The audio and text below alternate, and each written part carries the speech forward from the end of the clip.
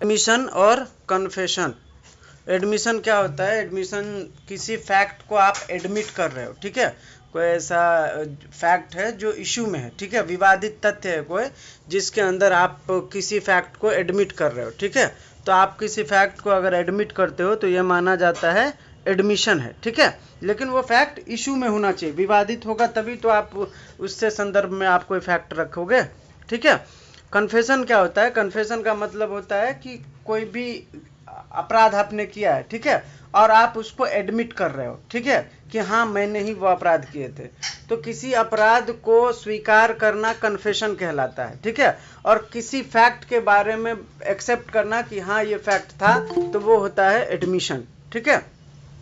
Admission जो है civil law में और क्रिमिनल लॉ में दोनों में यूज होता है, ठीक है, एडमिशन। लेकिन कन्फेशन सिर्फ क्रिमिनल लॉ में यूज होता है, ठीक है। मैं वापस से रिपीट कर रहा हूँ, एडमिशन का मतलब होता है किसी फैक्ट को एडमिट करना, ठीक है। कन्फेशन का मतलब होता है किसी अपराध के करने की, ठीक है, स्वीकृति देना कि हाँ मैंने ही किया था। तो किसी क्राइम के किसी गिल्ट को आप एक्नॉलेज कर रहे हो कि हाँ मैंने किया था, तो उसको बोला जाता है कन्फेशन, ठीक है। एडमिशन जो होता है सिविल लॉ में भी यूज होता है और क्रिमिनल लॉ में भी यूज होता है, ठीक है। आप लोगों को मैंने शुरू में ही बताया था कि एविडेंस लॉ जो है वो सिविल लॉ में भी काम आता है, क्रिमिनल लॉ में भी काम आता है। तो उसमें ये एडमिशन जो है वो सिविल लॉ में भी यूज होता है और क्रिमिनल लॉ में भी यूज होता है, क्योंकि फैक्ट तो दोनों केस में होता है, बराबर। तो सिविल और क्रिमिनल दोनों में यूज होता है एडमिशन, जबकि कन्फेशन सिर्फ क्रिमिनल लॉ में यूज होता है, ठीक है। एडमिशन जो है सब्सटैंटिव एविडेंस माना जाता है एविडेंस को, एडमिशन को। एडमिशन जो है कंक्लूसिव एविडेंस नहीं होता है, ठीक है। फैक्ट अगर आपने मान के चलो किसी विवादित कोई विवाद शुरू हुआ है, ठीक है, आपने अपने हिसाब से फैक्ट को एडमिट किया कि हाँ ऐसा हुआ था, ठीक है, या ऐसा पूरा स्टोरी है, तो वो कंक्लूड नहीं करता है कभी भी कि आपने जो भी एडमिट किया है वो कंक्लूसिव एविडेंस नहीं माना जाता है, ठीक है। वो हमेशा सब्सटैंटिव रहता है, बाद में कोई ऐसे एविडेंस मिलेंगे तब कंक्लूजन पे आया जाएगा। लेकिन जब आप कन्फेस करते हो, कन्फेशन में जाते हो, जब आप कोई अपराध स्वीकार कर लेते हो कि हाँ मैंने ही वो अपराध किए हैं, तो उसके बाद कुछ ज़रूरत है क्या? नहीं। तो हमेशा याद रखना कन्फेशन जो होता है वो कंक्लूसिव प्रूफ होता है, ठीक है, कंक्लूसिव एविडेंस माना जाता है उसको, कि आपने कन्फेस किया कि हाँ मैंने ये अपराध किए हैं, तो वो अपराध माना जाएगा और फिर आपको सजा सुना दिया जाएगा। तो एडमिशन जो होता है सब्सटैंटिव इन नेचर होता है और कन्फेशन जो होता है कंक्लूसिव इन नेचर होता है, ठीक है। एडमिशन कोई भी कर सकता है, ठीक है। सिविल लॉ मान के चलो 4-5 लोग हैं, किसी प्रॉपर्टी का विवाद चल रहा है, ठीक है, तो सब अपने अपने हिसाब से फैक्ट बोलेगा कि हाँ ये मेरा प्रॉपर्टी है, वो बोलेगा कि नहीं ये मेरा प्रॉपर्टी है, सब फैक्ट एडमिट करेगा अपने अपने हिसाब से, बराबर। तो एडमिशन जो है कोई भी कर सकता है, ठीक है, लेकिन कन्फेशन सिर्फ अक्यूज करेगा, याद रखना। कन्फेशन जो है सिर्फ अक्यूज करता है, जबकि एडमिशन कोई भी पार्टी कर सकता है, ठीक है। एडमिशन जो है मल्टीपल लोग जो है कर सकते हैं, मल्टीपल पीपल जो है एडमिशन कर सकता है, लेकिन कन्फेशन सिर्फ एक आदमी करेगा जो अपराध किया होगा, ठीक है। तो ये भी याद रखना। इसके बाद आगे है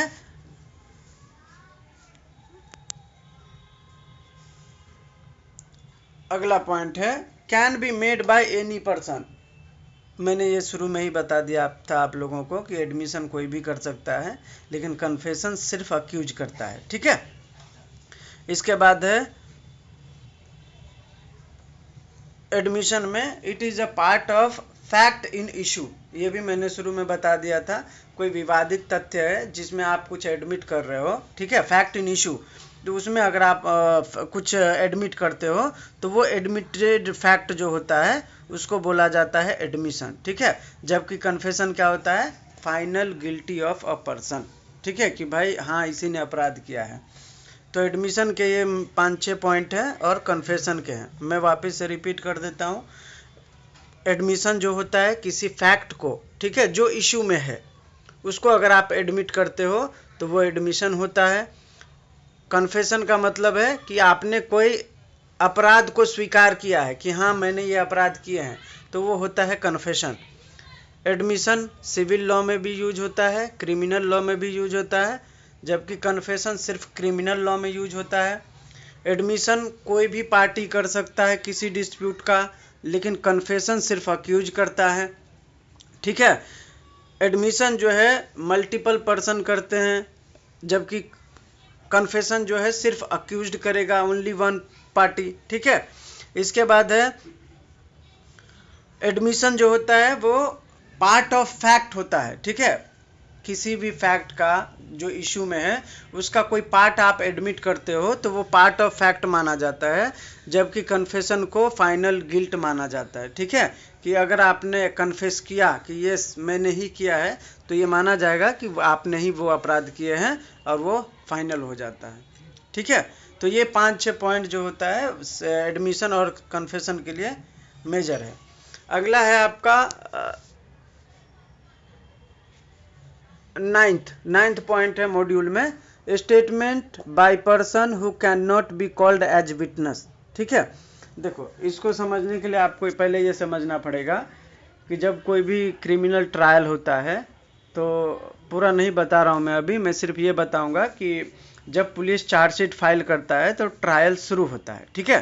तो ट्रायल जब शुरू होता है तो ट्रायल शुरू होने के बाद कोर्ट जो है चार्ज फ्रेम करता है। सबसे पहला स्टेज होता है चार्ज फ्रेम का, ठीक है। कोर्ट सामने वाले अक्यूज से पूछता है कि भाई तुम्हारे ऊपर चार्जशीट में ये सेक्शन में अपराध दर्ज किए गए हैं, तुमको ये कबूल है कि ट्रायल फेस करना है, ठीक है। तो अक्यूज बोलता है कि हाँ मुझे ट्रायल फेस करना है, 99% केस में बोलता है कि हाँ मुझे ट्रायल फेस करना है, मैं अपराधी नहीं हूँ, ठीक है। तो ये हो गया, तो अब ट्रायल शुरू। अगर वो बंदा बोल देता कि मैंने ही अपराध किए हैं, मुझे सज़ा दे दो, ठीक है, तो कोर्ट वहीं पे उसको कन्विक्ट करके सज़ा अगले तारीख को सुना देता। लेकिन 99% केस में वो लोग नहीं मानते हैं, बोलते हैं कि हम ट्रायल में जाएंगे। तो ट्रायल में जाता है, तो अगर अक्यूज ने बोल दिया कि मुझे ट्रायल में जाना है तो कोर्ट फिर अगली तारीख देती है और फिर शुरू हो जाता है।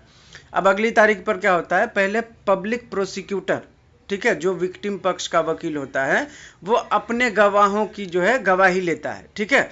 जब कोई वकील अपने गवाहों की गवाही लेता है, अपने गवाहों की, तो उसको बोला जाता है चीफ एग्जामिनेशन, ठीक है। अब उसी के चीफ एग्जामिनेशन के बाद जो अपोजिट काउंसिल होता है, जो अपोजिट लॉयर होता है, उसके विटनेस से एग्जामिनेशन करता है, तो उसको बोला जाता है क्रॉस एग्जामिनेशन, ठीक है। तो सबसे पहला मौका क्रिमिनल ट्रायल में पब्लिक प्रोसिक्यूटर को दिया जाता है कि भाई आप अपने विटनेस को लाइए, ठीक है, अपने विटनेस को लाइए। क्यों सबसे पहले पब्लिक प्रोसिक्यूटर ही अपने विटनेस को क्यों लाता है क्रिमिनल ट्रायल में? क्रिमिनल ट्रायल का एक प्रिंसिपल है कि अगर आपने किसी पर आरोप लगाए हैं तो बर्डन ऑफ प्रूफ आप पर रहेगा कि आप साबित करो कि सामने वाला गलत किया है, ठीक है। अगर मैं मान के चलिए कि मैंने बोला कि मतलब मेरे भाई पे आरोप लगा है कि उसने किसी का मर्डर किया, सपोज, ठीक है, तो सामने वाली पार्टी प्रूव करेगी कि उसने मेरे भाई ने मर्डर किया है, मेरे भाई ने नहीं प्रूव करना है कि मैंने मर्डर किया है या नहीं किया है। तो क्रिमिनल ट्रायल मानता है कि सबसे पहले अगर आप किसी के ऊपर आरोप लगा रहे हो तो आप प्रूव करो कि आप वो बंदा अपराधी है। तो इसीलिए पब्लिक प्रोसिक्यूटर सबसे पहले अपने विटनेस की गवाही लेती है। तो विटनेस की गवाही जब लेती है तो सबसे पहले किसका गवाही लेगा? विक्टिम का लेगा, ठीक है, कि आपके साथ क्या हुआ था। विक्टिम का लेने के बाद आई विटनेस जो भी होता है उनका गवाही लिया जाता है, ठीक है। उनके गवाही होने के बाद ये कॉन्सिक्वेंसेज ऐसे ही चलता है क्रिमिनल ट्रायल में जब कोर्ट जाओगे आप तो। इसके बाद आता है मेडिकल एग्जामिनर का, ठीक है, जिसने भी उस बॉडी का पोस्टमार्टम किया रहेगा या रेप हुआ है तो उस लेडी का जो भी इंक्वायरी किया होगा, ठीक है, तो मेडिकल एग्जामिनर को बुलाया जाएगा। इसके बाद होगा लास्ट में आईओ का, ठीक है, इन्वेस्टिगेशन ऑफिसर का। तो ये चार जो है पब्लिक प्रोसिक्यूटर इन चारों की गवाही लेगा, इसको बोला जाता है चीफ एग्जामिनेशन, ठीक है, ये हो गया।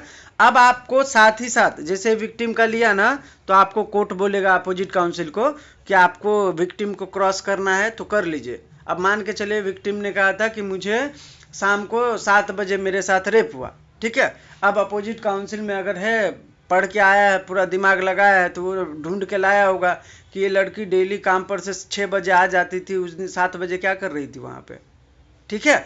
तो क्रॉस ऐसे होता है कि लड़की के बारे में पूरा डिटेल निकालिए, वो क्या करती थी, कहाँ करती थी, ठीक है, और तब उसके आधार पर आप क्रॉस तैयार करिए।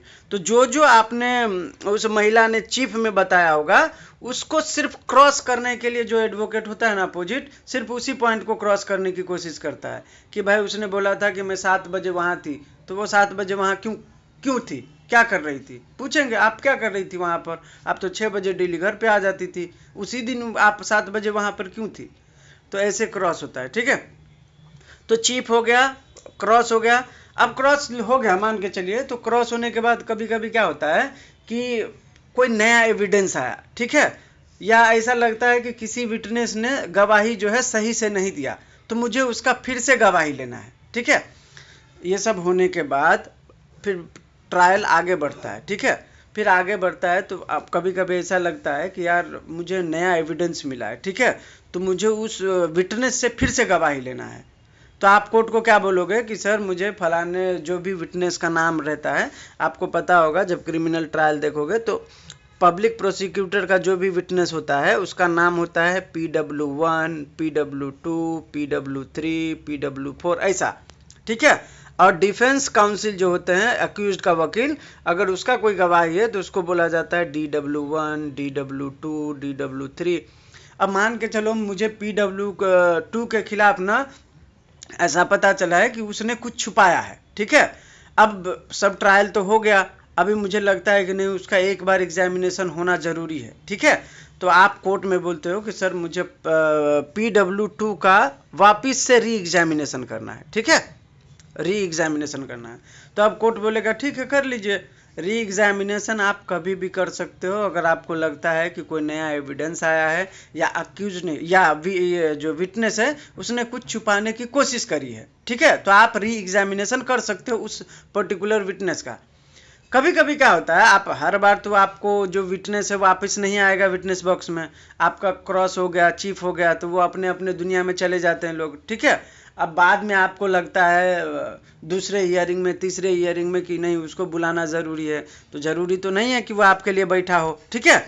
तो ये जो पर्टिकुलर सेक्शन है जो आपका बता रहा है statement by person who can not be called as witness, यही सीन है यहाँ पे शुरू होता है। देखो अब मान के चलो वो विटनेस जो था जिसने आपको गवाही दिया था चीफ में भी क्रॉस में भी, ठीक है, अब उसका री एग्जामिनेशन करना है आपको, तो वो मर गया। अब क्या करोगे, अब आपको तो क्रॉस करना था, वापस से री एग्जामिनेशन करना था, वो मर गया तो क्या करोगे। मान के चलो वो ऐसे स्टेज में आ गया है, उसका एक्सीडेंट हो गया, वो कोमा में चला गया, अब वो आपको अब फिर से री एग्जामिनेशन करने नहीं आएगा कोर्ट में, क्या करोगे आप। मान के चलो वो फॉरेन रहता था, लंदन, ठीक है, 7 समंदर पार, अब आपको उसको बुलाना है, कैसे बुलाओगे, ठीक है। तो ये जो पर्टिकुलर सेक्शन है वो ये बोलता है, आपका जो ये टॉपिक है वो ये बोलता है कि कोई भी ऐसा विटनेस, ठीक है, जो कोर्ट में गवाही देता है और बाद में उसकी पुनः से गवाही लेनी हो, और वो जो गवाह है किसी ऐसे स्टेज में पहुंच गया है जिस स्टेज में वो गवाही नहीं दे सकता, मान के चलो कॉमा में, ठीक है। दूसरा ऐसा कि वो बंदा मर चुका हो, ऐसा भी हो सकता है। तीसरा ऐसा कि वो फॉरेन कंट्री में चला गया है और उसको बुलाने में इतना खर्चा लगेगा जितना इस केस का बजट ही नहीं है, ठीक है, और कोर्ट को लगता है कि नहीं उसको बुलाना अनरीजनेबल है, तो कोर्ट उसके पहले के दिए गए गवाही को रेलेवेंट मानेगा और उस गवाह को गवाह मानेगा, ठीक है। ये जो आपका टॉपिक है वो यही बोलता है statement by person who can not be called as witness. अभी आप उसको बुला नहीं सकते, उस विटनेस को दोबारा बुला सकते हो क्या, नहीं बुला सकते ना, लेकिन वो जो पहले विटनेस में गवाही दे चुका था कोर्ट उसी को रिलेवेंट मानेगा, ठीक है। ये समझ में आया सबको।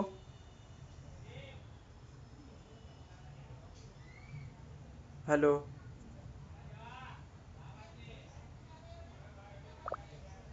देखो एविडेंस एक्ट में ना कभी कभी जो टॉपिक होता है ना थोड़ा टफ भी होता है, ठीक है, तो उसको अच्छे से समझने की ज़रूरत है। आपको सबसे पहले मैंने बताया था एडमिशन और कन्फेशन, ये आप लोगों को समझ में आया था ना, ओके।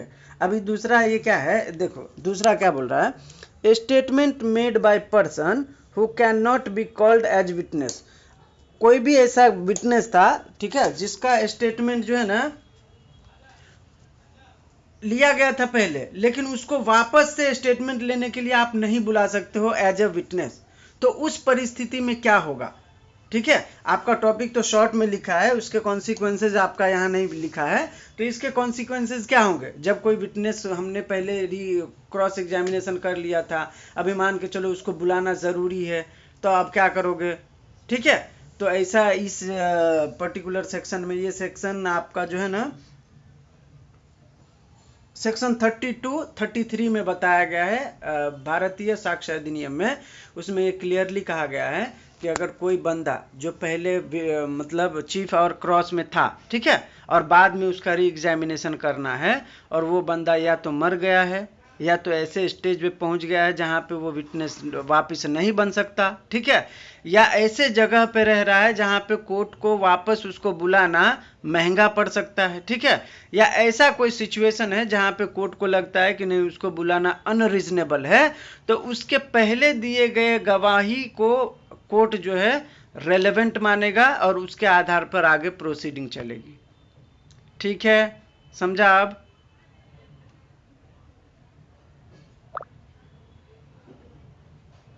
ये थोड़ा समझ जाओगे ना तो आगे फिर और अच्छा लगेगा आप लोगों को। अभी अगला टॉपिक है आपका किधर का, जजमेंट व्हेन रेलेवेंट। कोई भी जजमेंट ये एविडेंस एक्ट में, भारतीय साक्ष्य अधिनियम में कब रिलेवेंट होगा इसके बारे में पूछ रहा है आपसे। ठीक है, तो देखो आपका सेक्शन 34 to 38 इसमें डील करता है। सेक्शन याद मत रखना, मैं गलती से बोल दे रहा हूँ, इसकी ज़रूरत नहीं है। ठीक है, आपको सिर्फ टॉपिक समझो, क्या सवाल पूछ रहा है, सवाल नहीं टॉपिक क्या है, जजमेंट व्हेन रेलेवेंट, कब कब कोई कोर्ट का जजमेंट रेलेवेंट होगा और कब कब कोर्ट का जजमेंट रेलेवेंट नहीं होगा, उसके बारे में बात कर रहा है। तो कब जजमेंट रेलेवेंट नहीं होगा, कॉमन सेंस लगाओ, बताओ कोई, कब कब किसी कोर्ट का जजमेंट रेलेवेंट नहीं होगा।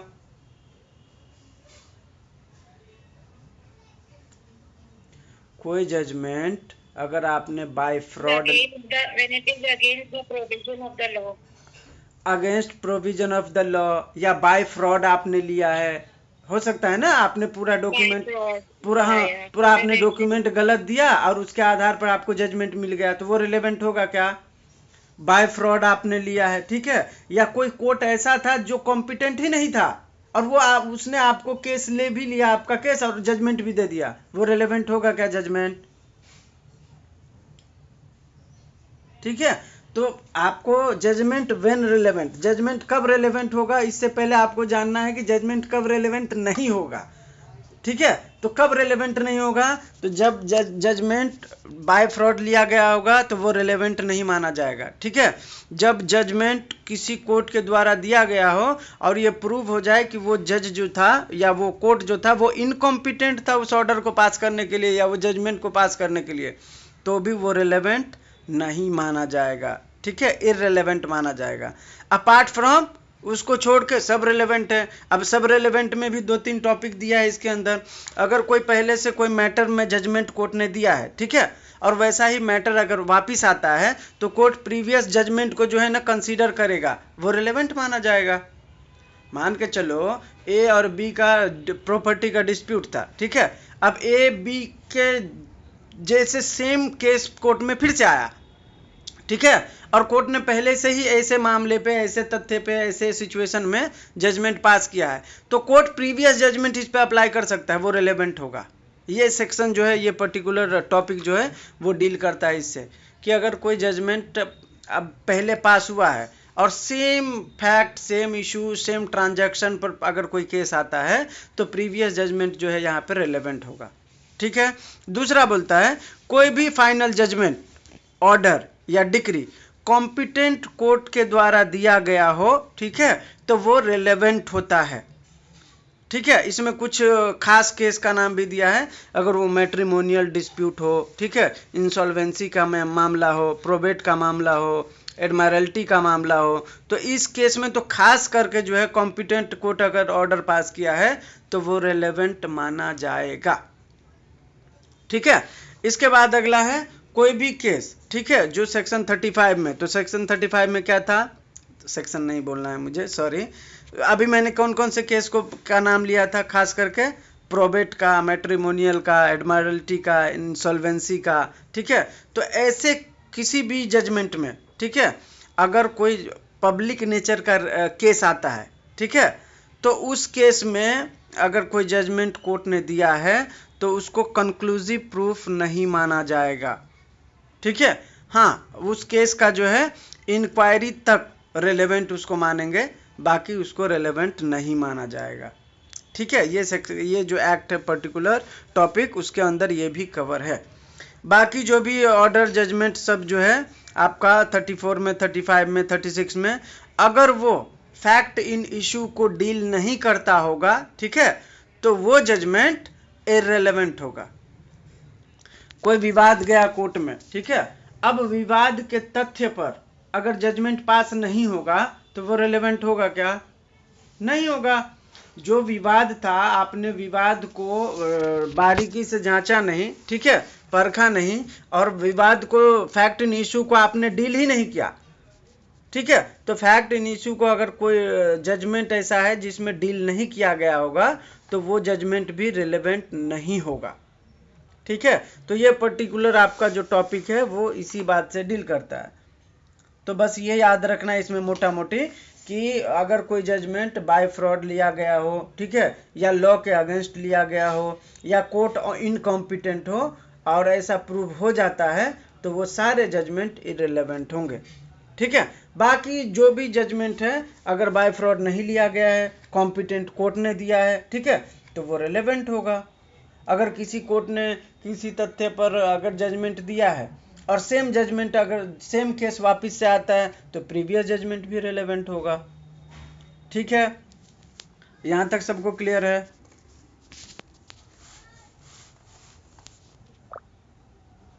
ओके। अगला सवाल है, देखिए आपका अगला टॉपिक है relevancy of opinion of third party, ठीक है। वैसे क्रिमिनल लॉ में ना थर्ड पार्टी जैसा कुछ है नहीं, थर्ड पार्टी सिर्फ एक्सपर्ट होता है, ठीक है। मेरा और गुंजन मैडम का केस है, थर्ड पार्टी क्यों आएगा? तो क्रिमिनल मैटर में खास करके थर्ड पार्टी तब आता है जब उसकी ज़रूरत होती है। कब ज़रूरत होता है? मैंने गुंजन मैडम को चेक दिया, अब चेक पे मैंने साइन किया था, वो बोलती है कि मैंने साइन नहीं किया था। अब साइन का प्रॉब्लम हो गया कि साइन किया किसने था, तो साइन का एक्सपर्ट जो होगा उसको बुलाया जाएगा कि भाई मैच करो किसका साइन है, ये बताओ मुझे, सुजीत का है कि गुंजन का है, बराबर। तो थर्ड पार्टी का मतलब है यहाँ पे एक्सपर्ट से, वो किसी भी फील्ड का हो सकता है। कोई मर्डर का केस है तो उसमें फॉरेंसिक एक्सपर्ट को बुलाया जाएगा, ठीक है। कोई रेप का केस है तो उसमें मेडिकल एक्सपर्ट को बुलाया जाएगा। कोई चेक का केस है उसमें सिग्नेचर एक्सपर्ट को बुलाया जाएगा। कोई स्टोरी किसी ने लिखा था, आप किसने लिखा है नहीं पता है, तो हैंड राइटिंग एक्सपर्ट को बुलाया जाएगा, बराबर। कोई ड्राइंग बना है उसके ऊपर विवाद है तो ये आर्टिस्ट के क्या बोलते हैं, एक्सपर्ट को बुलाया जाएगा। तो थर्ड पार्टी का मतलब है यहाँ पे एक्सपर्ट से। तो relevancy of opinion of third party, कब एक्सपर्ट के ओपिनियन को रेलेवेंट माना जाएगा, ये है आपसे सवाल। तो जब कोई एक्सपर्ट, आपको पता, अभी मैंने बताया था कि हर पार्टी का जो है चीफ एग्जामिनेशन और cross examination court of law में होता है, ठीक है। अगर कोई एक्सपर्ट विटनेस है, एक्सपर्ट को बुलाया गया कि भाई आप चेक बाउंस का केस है, इसमें आप सिग्नेचर का एक्सपर्ट हो, तो आप मुझे बताओ कि ये साइन किसका है, ठीक है। तो जो अपोजिट लॉयर है वो उसको क्रॉस करेंगे, ठीक है। दो शर्त है, एक्सपर्ट विटनेस को कब कब आप रेलेवेंट मानोगे एक्सपर्ट के ओपिनियन को, उसके लिए सिर्फ दो शर्त है। पहला ये कि उसके एक्सपर्ट ओपिनियन के पीछे का रीजन उसको कोर्ट में बताना होगा, ठीक है। मैं बोल रहा हूं कि ये सिग्नेचर गुंजन मैडम का है, तो मुझे ये तथ्य कोर्ट में साबित करना पड़ेगा, मुझे रीजन बताना पड़ेगा कि ये गुंजन मैडम का ही क्यों है, ठीक है। पहली बात ये। और दूसरी बात ये कि अपोजिट काउंसिल मुझे क्रॉस करेंगे मेरे इस ओपिनियन के ऊपर। अगर मैं ये दोनों को पास कर जाता हूं तो मेरा ओपिनियन जो है रेलेवेंट हो जाएगा, ठीक है। ये सिर्फ दो बातें आपको याद रखनी है कि कब कब थर्ड पार्टी का इस केस में नाम है एक्सपर्ट, ठीक है। तो थर्ड पार्टी का मतलब है एक्सपर्ट। तो कब कब किसी एक्सपर्ट का ओपिनियन लिया जा सकता है? तो जब एक्सपर्ट अपने ओपिनियन दें और उस ओपिनियन के रीजनेबल होने का, ठीक है, कोर्ट को सेटिस्फाई करे।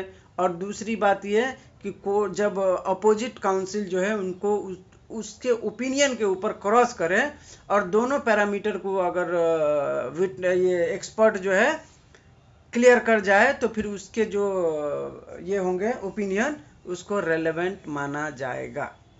समझ में आया?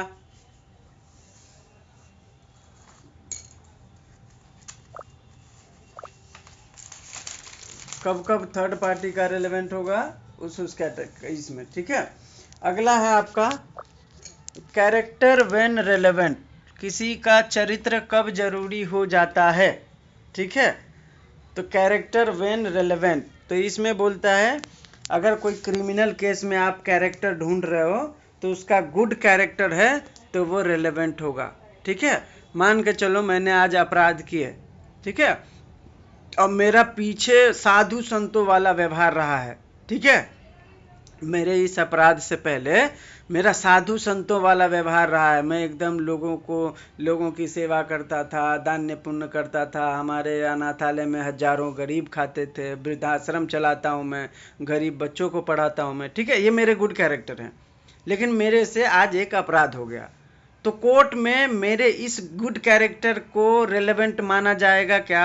तो क्रिमिनल एक्ट में, क्रिमिनल केस में ये जो पर्टिकुलर टॉपिक है आपका कैरेक्टर व्हेन रेलेवेंट, इस केस में बोलता है कि previous good character is relevant. अगर मेरा आज से पहले बहुत अच्छा अतीत रहा है, ठीक है, मैंने बहुत अच्छे अच्छे काम किए हैं, तो कोर्ट मेरे इस अच्छे कामों को कंसीडर करेगा, ठीक है। ये होता है ये।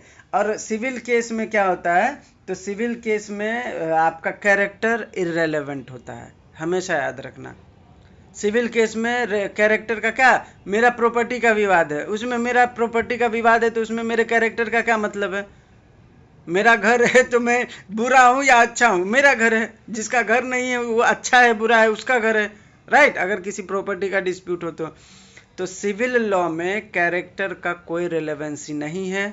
क्रिमिनल लॉ में अगर प्रीवियसली आपके गुड कैरेक्टर थे तो कोर्ट उसको कंसीडर करता है और आपके इस अपराध को, ठीक है, कम से कम सजा देता है। और बहुत मतलब क्योंकि आप हैबिचुअल में नहीं आओगे ना, फिर फर्स्ट टाइम ऑफेंडर को कोर्ट अगर मर्डर भी किया है ना, अगर वो फर्स्ट टाइम ऑफेंडर और उसका पीछे का अतीत जो है बहुत अच्छा रहा है तो कोर्ट उसको बेल तक देने का सोच लेता है कि भाई इसमें आपको पता होगा रिफॉर्मेटिव थ्योरी, आज ही मैंने अपने लॉशाला में डाला है। देखो मैं एक बार आप लोगों को बता देता हूँ।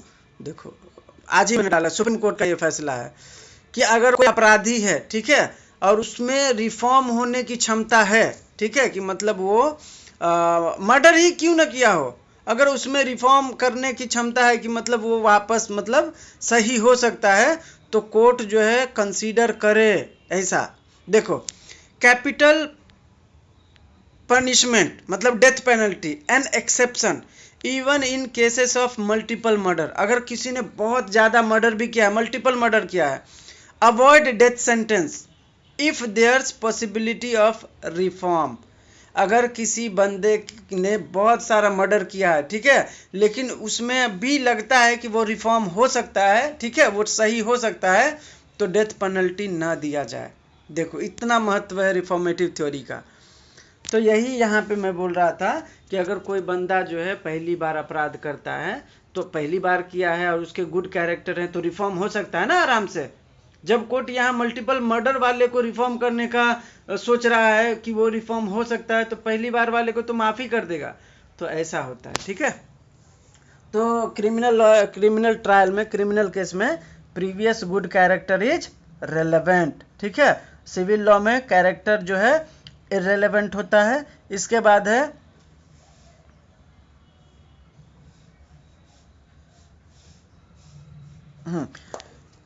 क्रिमिनल लॉ में previous bad character not relevant, ठीक है। अभी मैंने गुड कैरेक्टर के बारे में बात किया कि अगर मेरा बहुत अच्छा कैरेक्टर रहा है शुरू में, ठीक है, और मैंने आज अपराध किया है, तो वो रिलेवेंट मानेगा, कोर्ट जो है उसको कंसिडर करेगा। लेकिन बैड कैरेक्टर को जो है ना, प्रीवियस बैड कैरेक्टर को रिलेवेंट नहीं माना जाएगा। ठीक है, मैंने पहले बहुत सारे मर्डर किए, एक और मर्डर करके आ गया मैं, तो कोर्ट क्या मुझे 3 मर्डर का दे देगा सजा? देगा तो मर्डर का ही। तो उस मैंने पीछे क्या किया है, कोर्ट उसको रेलेवेंट नहीं मानता। सिंपल। मैंने पीछे अगर अच्छा किया है तो कोर्ट उसको रेलेवेंट मानेगा, लेकिन मैंने पीछे बहुत बुरे काम किए हैं तो कोर्ट उस बुरे काम का भी सजा मुझे इस अपराध में नहीं दे देगा। ठीक है, तो याद रखना। तो अगर प्रीवियस बैड कैरेक्टर है तो भी वो रेलेवेंट नहीं होता है, सिर्फ अच्छे कैरेक्टर ही रेलेवेंट होता है। तो समझ में आया ये character when relevant?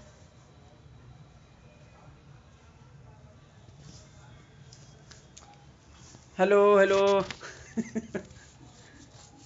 Thums up दे दिया करो तो मैं आगे बढ़ जाऊं। समझ में आया तो? नहीं तो पूछो आप, कोई प्रॉब्लम नहीं है। ठीक है,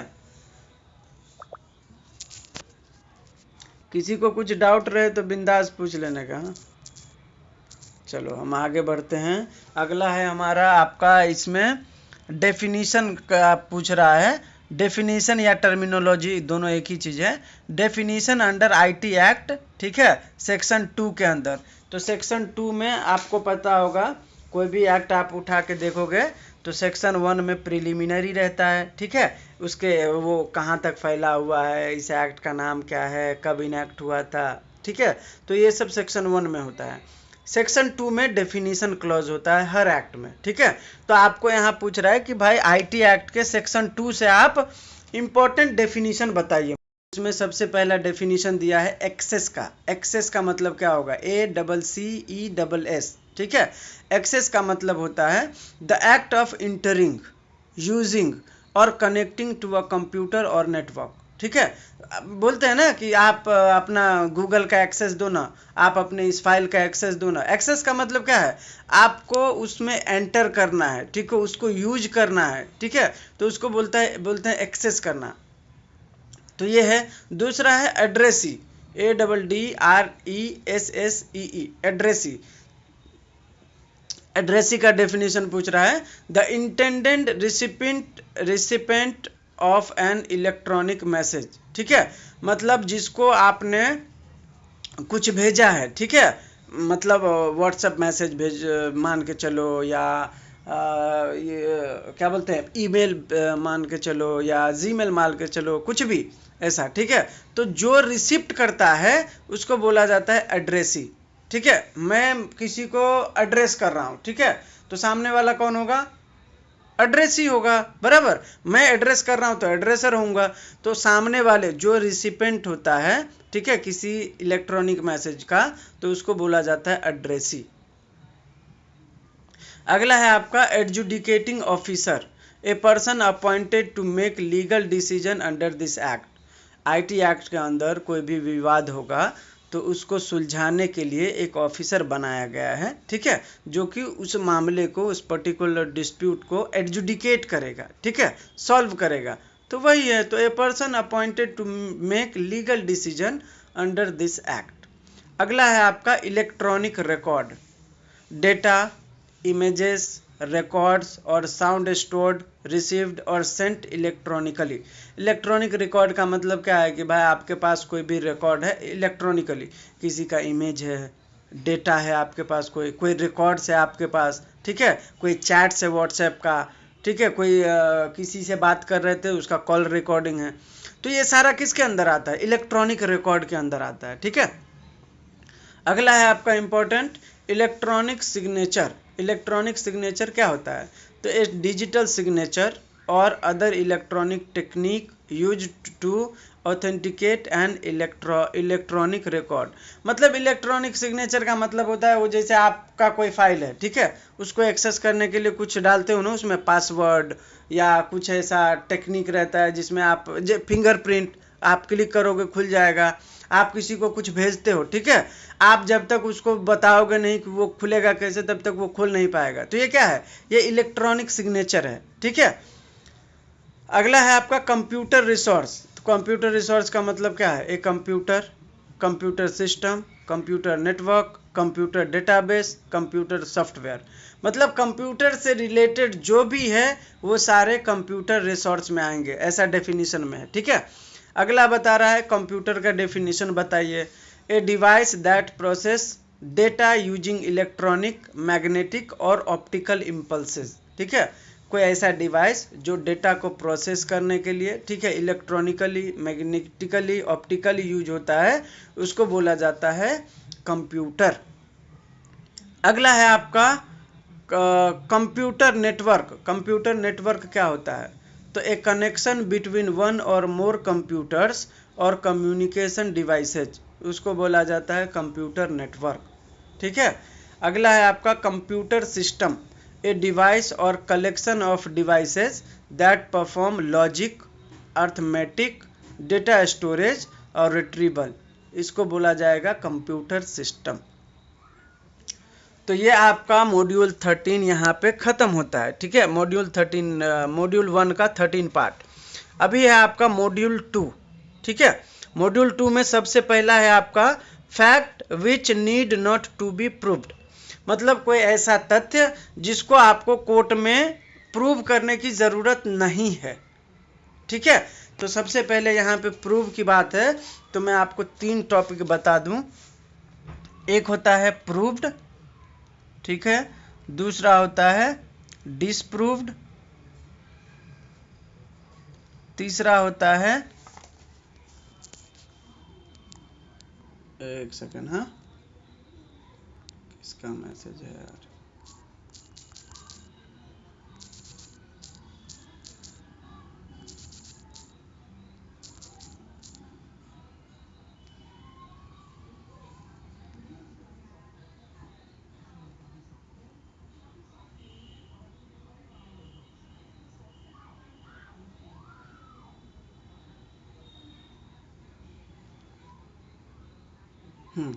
सॉरी, हाँ, इसमें तो पहले प्रूफ से समझ लो। प्रूफ जो होता है ना वो 3 कैटेगरी का होता है। एक होता है प्रूव्ड, ठीक है, दूसरा होता है डिसप्रूव्ड, तीसरा होता है नॉट प्रूव्ड। ठीक है, नॉट प्रूव्ड। देखिए, प्रूव का मतलब है जो आपने कोर्ट में फैक्ट दिए हैं, ठीक है, और कोर्ट उसको मानता है कि यस ये एग्जिस्ट करता है। ठीक है, कोई भी ऐसा तथ्य जो आपने कोर्ट में रखा हो और कोर्ट उससे क्या बोलते हैं, सहमत है कि हाँ ये एग्जिस्ट करता होगा ये फैक्ट। ठीक है, तो वैसे फैक्ट प्रूव्ड माने जाते हैं। ठीक है, तो वैसे फैक्ट प्रूव्ड माने जाते हैं। अब डिसप्रूव्ड का मतलब क्या है? कोई भी ऐसा फैक्ट आपने कोर्ट के सामने रखा है, कोई भी ऐसा तथ्य आपने कोर्ट के सामने रखा है, कोर्ट को लगता है कि नहीं आप गलत बोल रहे हो, ऐसा कुछ एग्जिस्ट नहीं करता। ठीक है, तो कोर्ट उसको डिसप्रूव्ड मानता है। ठीक है, कोई भी ऐसा फैक्ट जिसे कोर्ट को लगे कि हाँ ये एग्जिस्ट करता है तो प्रूव्ड माना जाएगा। कोई भी ऐसा फैक्ट जो कोर्ट को लगे कि यार ये तो एग्जिस्ट नहीं करता तो ये डिसप्रूव्ड हो जाएगा। और कोई भी ऐसा फैक्ट जो कोर्ट को लगे कि भाई ये तो ना प्रूव्ड होने लायक है और ना डिसप्रूव्ड होने लायक है, मतलब ये फैक्ट हो भी सकता है नहीं भी हो सकता है। ठीक है, एग्जिस्ट करता भी होगा नहीं भी करता होगा, मतलब कन्फ्यूजन है। तो कन्फ्यूजन जहाँ पे रहेगा वैसे फैक्ट को कोर्ट डायरेक्ट बोल देगा कि भाई ये नॉट प्रूव्ड है, इसको प्रूव्ड करो।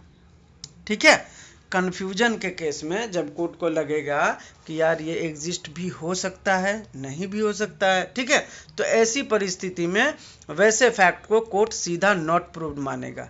ठीक है, जहाँ भी लगेगा कि एग्जिस्ट करता है प्रूव्ड है, नहीं लगता है डिसप्रूव्ड है, अगर दोनों में सस्पेंस है तो नॉट प्रूव्ड है। ठीक है, ये 3 कॉन्सेप्ट है। अभी आगे आते हैं हम लोग मुद्दे पर। टॉपिक है आपका fact which need not to be proved. कौन कौन से ऐसे फैक्ट होंगे जिसको आपको प्रूव करने की ज़रूरत नहीं है? तो सबसे पहला है जी ऐसे फैक्ट जिसको कोर्ट ने मान लिया कि हाँ ये एग्जिस्ट करता है। ठीक है, ये एग्जिस्ट करता है और कोर्ट ने उसको संज्ञान में ले लिया, तो उस फैक्ट को प्रूव करने की ज़रूरत नहीं है। सबसे पहला याद रखना ये कि कोई भी ऐसा फैक्ट जिसको कोर्ट ने ये एक्सेप्ट कर लिया कि यस ये एग्जिस्ट करता है, तो एग्जिस्ट करता है का मतलब प्रूव्ड हो गया, तो अब उसको प्रूव्ड करने की ज़रूरत है क्या? नहीं है। तो कोर्ट जिस फैक्ट को मान लेता है कि हाँ ये फैक्ट जो है सच है, ये एग्जिस्ट करता है, संज्ञान में कोर्ट ने उसको ले लिया, तो फिर उसको आपको प्रूव करने की ज़रूरत बिल्कुल नहीं है। दूसरा, पार्टी ने जिस फैक्ट को खुद से एडमिट किया हो, कोई भी पार्टी ऐसा है जिसने बोला हो कि हाँ सर ये फैक्ट जो है करेक्ट है और मैं इसको एडमिट करता हूँ, तो फिर उस बंदे को उसको प्रूव करने की ज़रूरत नहीं है। ठीक है। तीसरा, अभी ये नया है, पहले जो हमारा एविडेंस एक्ट था उसमें बस ये दोनों ही दिया था। ठीक है, कि भाई कोई भी कोर्ट को अगर लगेगा कोई फैक्ट सही है और कोर्ट ने उसको एक्सेप्ट कर लिया, तो फिर उसको ज़रूरत नहीं है प्रूव करने की। दूसरा ये कि कोई भी जो पार्टी है अगर किसी फैक्ट को वो एडमिट कर लिया कि ये सही है, ठीक है, तो वो भी कोर्ट जो है प्रूव करने की उसको ज़रूरत नहीं है। अभी वाले में नया आया है इलेक्ट्रॉनिक एविडेंस। अगर आप कोई इलेक्ट्रॉनिक एविडेंस देते हो, जैसे व्हाट्सएप चैट दिया आपने, ईमेल दिया, जीमेल दिया, ठीक है, आपने कोई कॉल रिकॉर्डिंग किए, राइट, तो ऐसे कोई भी इलेक्ट्रॉनिक रिकॉर्ड अगर आप देते हो कोर्ट में, तो उसको आपको अलग से प्रूव करने की ज़रूरत नहीं है। ठीक है, ये नया बीएसए में आया है कि आप अगर इलेक्ट्रॉनिक एविडेंस देते हो तो उसको प्रूव करने की ज़रूरत नहीं है, उसको प्रूव माना जाएगा। समझ में आया सभी को?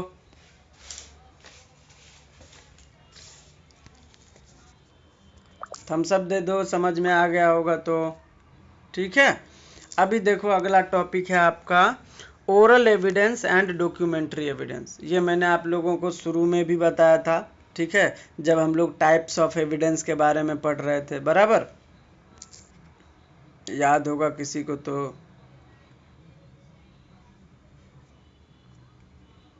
ठीक है ना। अभी देखो ओरल एविडेंस क्या होता है। ओरल एविडेंस का मैंने बोल दिया था आप लोगों को, जो आप बोल के देते हो। ठीक है, मैं कोर्ट में गया, ठीक है, मैंने बोला कि हाँ सर मैंने देखा था कि राजू ने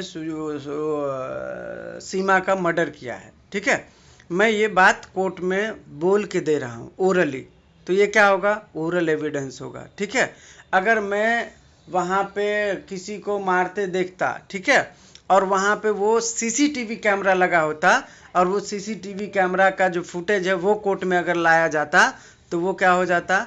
डॉक्यूमेंट्री एविडेंस के तौर पे इस्तेमाल होता। ठीक है, इलेक्ट्रॉनिक एविडेंस भी डॉक्यूमेंट्री एविडेंस में ही कवर होते हैं।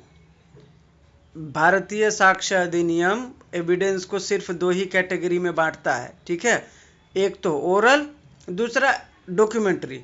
जो ओरल नहीं है वो सब डॉक्यूमेंट्री है। ठीक है, चाहे वो आपका इलेक्ट्रॉनिक हो, एक्सपर्ट एविडेंस हो, चाहे जुडिशियल एविडेंस हो, कोई भी एविडेंस हो, सारे टाइप के एविडेंस डॉक्यूमेंट्री एविडेंस में कवर होते हैं। ठीक है, ओरल एविडेंस का मैंने बता दिया था आपको कि भाई आप कोई भी स्टेटमेंट कोर्ट में देते हो एज अ विटनेस, तो उसको ओरल एविडेंस माना जाएगा। ठीक है, और डॉक्यूमेंट्री एविडेंस, आप कोई भी मतलब एविडेंस डॉक्यूमेंट के फॉर्म में देते हो या इलेक्ट्रॉनिक रिकॉर्ड के तौर पर देते हो, ठीक है, तो वो होता है डॉक्यूमेंट्री एविडेंस। ठीक है, तो बस यही है आपका ये क्या बोलते हैं,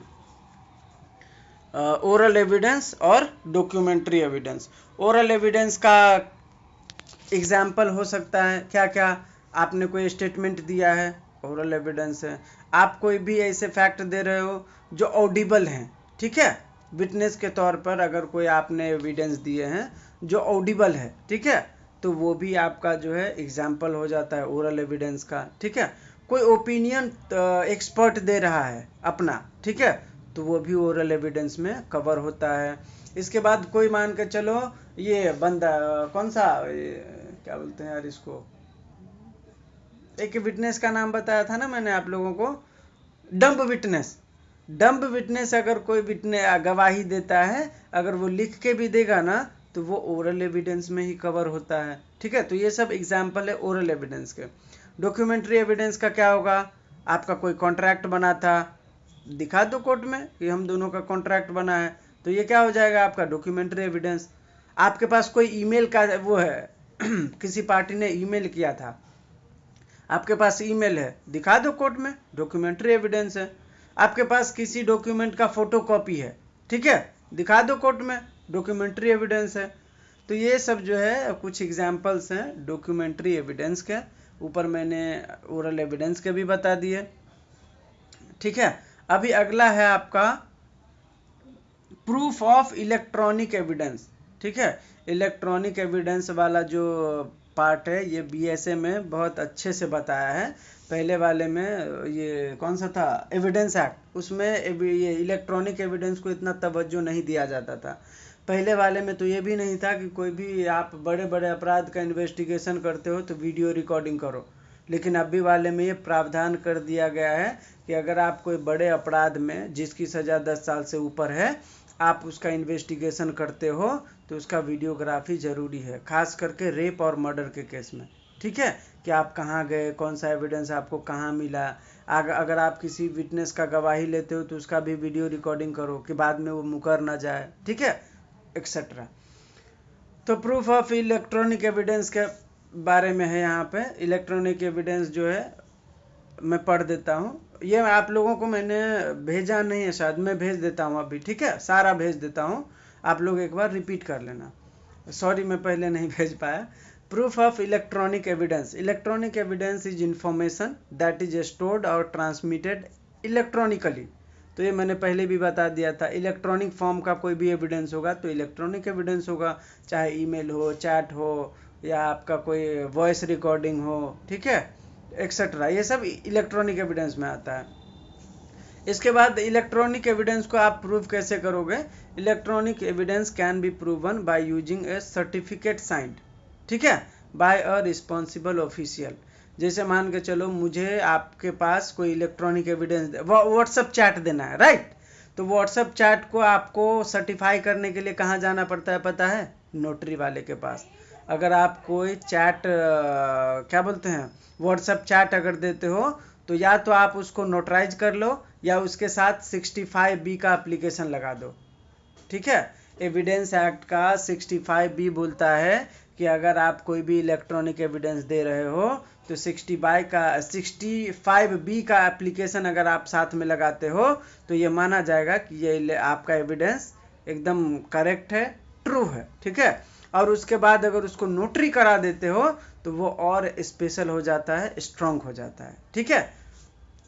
the certificate should state the content to the best of the knowledge and belief of the person signing it.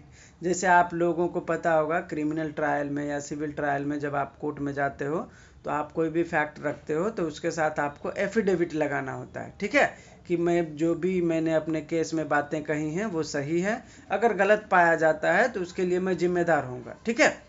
Electronic evidence के संदर्भ में आपको एक सर्टिफिकेट साइन करना पड़ता है 65B का, उसी को बोलते हैं, और उसमें आप लिखते हो कि आपने जो भी एविडेंस दिए हैं इलेक्ट्रॉनिक वो आपके हिसाब से सही है और कोई भी गलती इसमें पाई जाती है तो उसके जिम्मेदार आप होंगे, ठीक है।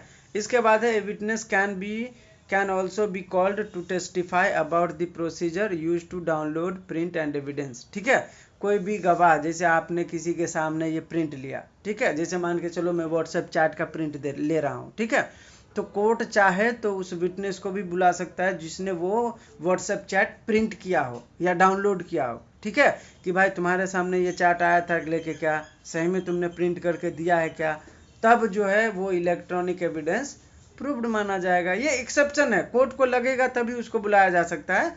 बाकी आप सर्टिफिकेट दे दो 65B का, या स्पेशल ये अथॉरिटी है अगर किसी को तो स्पेशल अथॉरिटी नोटरी वाले को है कि वो किसी भी डॉक्यूमेंट को नोटरी कर दे तो वो स्ट्रांग हो जाता है। तो इसके आधार पर भी इलेक्ट्रॉनिक एविडेंस जो है आपका प्रूव माना जाता है, ठीक है। इसके बाद आपका है पब्लिक डॉक्यूमेंट और प्राइवेट डॉक्यूमेंट, चौथा आपका, ठीक है, मॉड्यूल में चौथा टॉपिक है आपका पब्लिक डॉक्यूमेंट और प्राइवेट डॉक्यूमेंट। पब्लिक डॉक्यूमेंट क्या होता है, Bharatiya Sakshya Adhiniyam of 2023 differentiate between public and private document, ठीक है। इन सेक्शन 74, सेक्शन नहीं पढ़ना है। Public document are official act record from recognized authority, while private document are all other document. कोई भी सरकारी डॉक्यूमेंट है, ठीक है, सरकार के द्वारा जो भी डॉक्यूमेंट या एक्ट है या सरकार के पास कोई भी रिकॉर्ड्स हैं तो वो सारे जो हैं पब्लिक डॉक्यूमेंट होते हैं, ठीक है। जबकि प्राइवेट डॉक्यूमेंट जो होता है उसके इतर उसको छोड़ दो तो सारे डॉक्यूमेंट क्या हो जाएंगे, आपके प्राइवेट डॉक्यूमेंट हो जाएंगे, बराबर। प्राइवेट डॉक्यूमेंट में क्या हो सकता है, आपका आधार कार्ड, आपका पैन कार्ड, या आपका प्राइवेट डॉक्यूमेंट है, ठीक है। ये सरकारी डॉक्यूमेंट में क्या होगा, कोई भी एक्ट है, ठीक है, या कोई आपका रिकॉर्ड है, जैसे मान के चलो आपके ज़मीन का कोई कागज़ है सरकार के पास, सरकार के खतियान में रहता है ना पूरा रिकॉर्ड, तो वो क्या हो जाएगा, वो पब्लिक डॉक्यूमेंट हो जाएगा। तो इसमें सिर्फ निगेटिव में आंसर इसको बोलते हैं, इसमें सिर्फ डिफाइन किया है कि पब्लिक डॉक्यूमेंट वो डॉक्यूमेंट होगा जो ऑफिशियल एक्ट और ऑफिशियल रिकॉर्ड में होगा, ठीक है, और जो रिकॉग्नाइज्ड अथॉरिटी के पास होगा। बाकी सारा डॉक्यूमेंट प्राइवेट होगा, सिर्फ इतना ही दिया है इसमें कुछ क्लियर नहीं किया है कि ये क्या होगा वो क्या होगा, ऐसा कुछ नहीं, ठीक है। तो आप अनुमान लगा सकते हो कि कोई भी रिकॉग्नाइज्ड अथॉरिटी के पास कोई अगर रिकॉर्ड है तो वो पब्लिक होगा, पब्लिक डॉक्यूमेंट होगा, ठीक है, या कोई ऑफिशियल एक्ट्स हैं तो वो भी पब्लिक डॉक्यूमेंट होगा, बाकी सारे प्राइवेट डॉक्यूमेंट हो गए, ठीक है। प्राइवेट में यहाँ दिया है document prepared between person for their usual business transaction, ठीक है, वो होगा आपका private document. Document kept in custody of the private person only, कोई भी डॉक्यूमेंट है जो आपके प्राइवेट कस्टडी में है तो वो सारे क्या होंगे, प्राइवेट डॉक्यूमेंट होंगे, ठीक है। अब डिफरेंशिएशन क्या होगा दोनों में, public document are presumed to be true so they required less additional proof, जबकि private document required through authentication to establish their credibility, ठीक है। Certified copy of private document are generally not considered as evidence unless there is proof of other original copy. Certified copy अगर आपका है private document का, ठीक है, तो वो जनरली एविडेंस के तौर पे यूज नहीं होता है, ठीक है, जब तक आप ओरिजिनल साथ में ना दिखाओ। जबकि पब्लिक डॉक्यूमेंट का अगर आप सर्टिफाइड कॉपी लेके दिखाते हो तो वो एविडेंस के तौर पर काम आता है। तो ये मेन डिफरेंस है, ठीक है। तो अपना जो है क्या बोलते हैं, अगला है लॉ रिलेटिंग टू प्रिजम्पशन, तो ये हम लोग कल करेंगे, कल नहीं, हाँ कल ही तो है आप लोगों का शुक्रवार, ठीक है। तो लॉ रिलेटिंग टू प्रिजम्पशन का हम लोग कल करेंगे। ये 5 से लेके मॉड्यूल 3 कल कवर हो जाएगा, क्योंकि मॉड्यूल 3 में ना 5 ही 6 पॉइंट है, ठीक है, और इधर मॉड्यूल 2 में आपका 3 मॉड्यूल बचा है, ठीक है, 3 टॉपिक, तो ये 3 और कल ये 6, 9 टॉपिक कल कवर करूंगा ना, तो आपका मॉड्यूल 3 ख़त्म हो जाएगा। इसके बाद मॉड्यूल 4 में 4 ही टॉपिक है, वो भी अगले सैटरडे को, अगले बुधवार को ख़त्म हो जाएगा, ठीक है। तो हम लोग यहीं पे अपना ब्रेक करते हैं, लॉ रिलेटिंग टू प्रिजम्पशन कल करेंगे, ठीक है। यहाँ तक में किसी को कोई डाउट हो तो पूछ लीजिए। अभी तक हम सर लास्ट वाला, सर ये लास्ट वाला भी जो बोला वो बता दो ना, मेरा नेटवर्क चला गया था। कौन सा, public document and private document? हाँ। पब्लिक डॉक्यूमेंट का मतलब होता है कोई भी डॉक्यूमेंट जो गवर्नमेंट अथॉरिटी के पास है, ठीक है, उनके अंडर है, ठीक है, और कोई भी ऑफिशियल एक्ट अगर है तो वो होता है प्राइवेट डॉक्यूमेंट, ये पब्लिक डॉक्यूमेंट, ठीक है। बाकी जो भी डॉक्यूमेंट है किसी इंडिविजुअल के अपने पास, उसके कस्टडी में, ठीक है, तो वो सारे प्राइवेट डॉक्यूमेंट होते हैं, ठीक है। और प्राइवेट डॉक्यूमेंट जो होता है वो पर्सन जो है यूजुअली अपने ट्रांजैक्शन के लिए, कम्युनिकेशन के लिए यूज करता है, वो प्राइवेट डॉक्यूमेंट होता है, बाकी सारे पब्लिक डॉक्यूमेंट होते हैं, ठीक है। अब यहाँ पे देखो एग्जाम्पल दिया है, गवर्नमेंट अगर कोई बिल पास करता है वो पब्लिक डॉक्यूमेंट है, कोर्ट अगर कोई जजमेंट पास करता है वो पब्लिक डॉक्यूमेंट है, ठीक है, कोई पब्लिक ऑफिसर कोई ऑर्डर पास करता है पब्लिक डॉक्यूमेंट है, कोई पब्लिक ऑफिसर स्टेटमेंट देता है, ठीक है, वो पब्लिक डॉक्यूमेंट है। तो ये क्या है, ये किसी अथॉरिटी के द्वारा रिकॉग्नाइज किया गया है, ठीक है, तो उसको बोला जाता है पब्लिक डॉक्यूमेंट। बाकी प्राइवेट का मतलब अपने कस्टडी में जो भी आपके डॉक्यूमेंट है, मेरा 10वीं का सर्टिफिकेट है, ठीक है, 12वीं का है, वो मेरा पर्सनल है, प्राइवेट है, वो मेरे कस्टडी में है, राइट। तो ये सब क्या हो गया, प्राइवेट डॉक्यूमेंट हो गया। तो यही है पब्लिक डॉक्यूमेंट और प्राइवेट डॉक्यूमेंट।